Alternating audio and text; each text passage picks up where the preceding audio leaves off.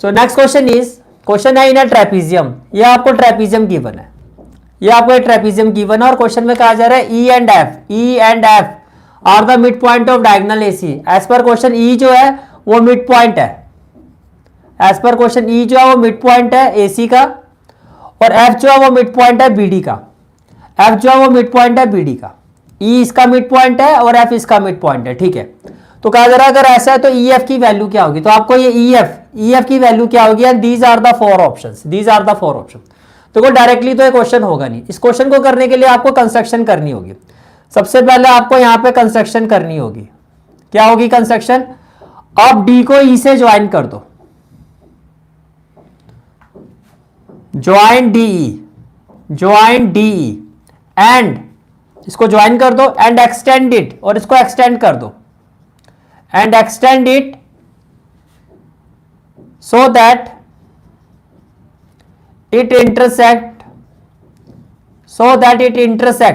इसको एक्सटेंड करो और इस तरह से एक्सटेंड करना है कि ये ए बी को इंटरसेक्ट करेगी, so that it intersect A B at, मान लेते हैं ये ए बी को जी पॉइंट पर इंटरसेक्ट कर रही है, ए बी एट जी। तो ये आपने कंस्ट्रक्शन कर दिया। अच्छा, अब कैसे फाइंड करेंगे, अब देखो दो ट्राइंगल दिखाई दे रहे हैं यहां पर हमें दो ट्राइंगल दिखाई दे रहे हैं। एक ट्राइंगल है आपका डीईसी, एक ये ट्राइंगल ले लो,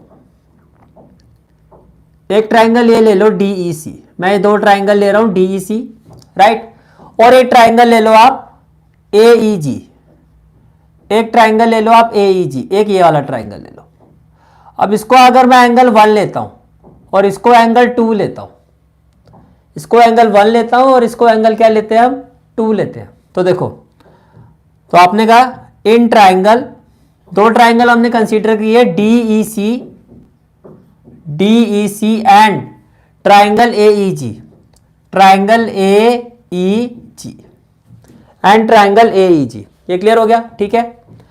अब देखो एंगल 1 एंगल 2 के इक्वल होगा, मैं यहां लिख देता हूं, यहां से एंगल 1 इस ट्राइंगल का एंगल 1 इस ट्राइंगल के एंगल 2 के इक्वल होगा, क्यों होगा, vertical opposite angle, vertical opposite angle. अब ध्यान से देखो ई जो है वो मिड पॉइंट है, E is the mid point of diagonal AC.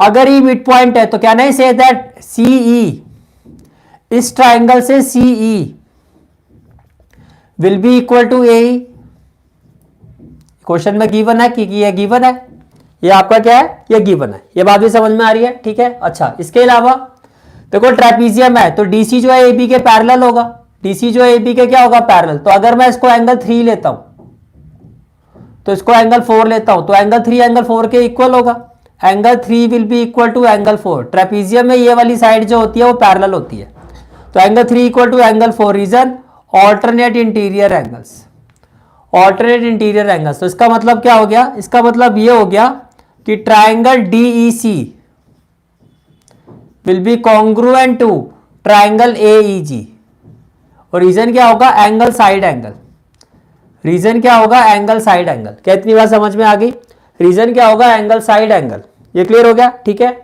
Okay. इसके बाद अब आप देखो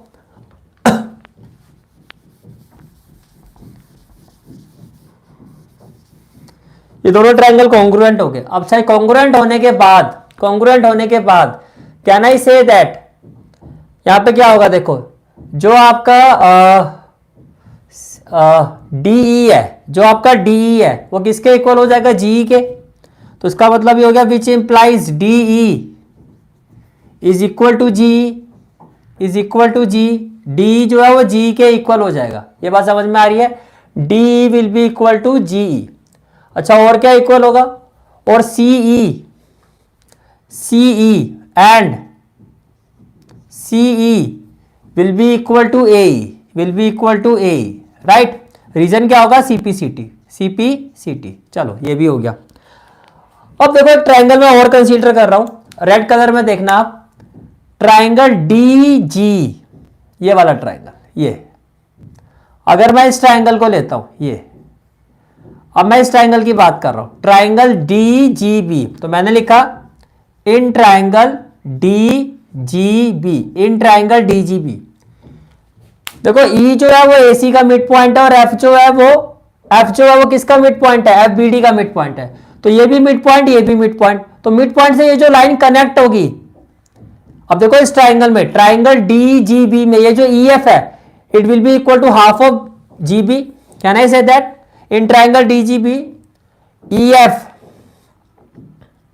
will be equal to half of G B, half of G B,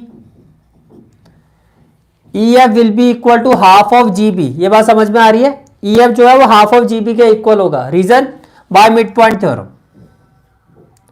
by mid point theorem.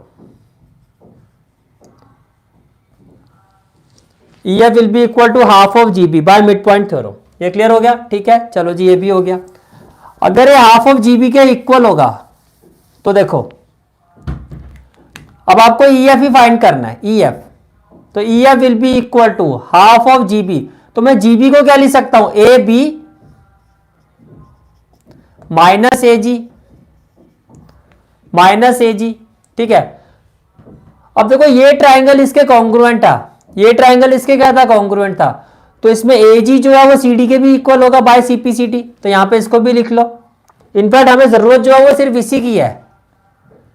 In fact हमारी जो रिक्वायरमेंट है, अगर इसमें आप देखो तो हमारी रिक्वायरमेंट क्या, ये इसके कॉन्ग्रुएंट है। तो कॉन्ग्रुएंसी के बाद वाले स्टेप में आप लिखोगे A G will be equal to C D, A G will be equal to C D. बस सी पी सी टी में यही वाला स्टेप ले लो, उसको छोड़ दो। ए जी इक्वल टू सी, क्यों? क्योंकि हमारी रिक्वायरमेंट क्या है, देखो half of A B minus C D चाहिए आपको, और यहां पर आ रहा है ए जी। तो by C P C T A G C D के इक्वल होगा। तो ये हो जाएगा half of A B minus C D, क्योंकि ऑप्शन में नहीं है। तो ऑप्शन में, ऑप्शन को से इक्वेट करने के लिए हमने ए जी की वैल्यू देखी कि भैया ये इसके कॉन्ग्रुएंट है। तो ए जी जो है by C P C T A G जो है सी डी के इक्वल होगा। तो ए जी की जगह सी डी आ जाएगा and it will be equal to option C. And this is the final answer of this question.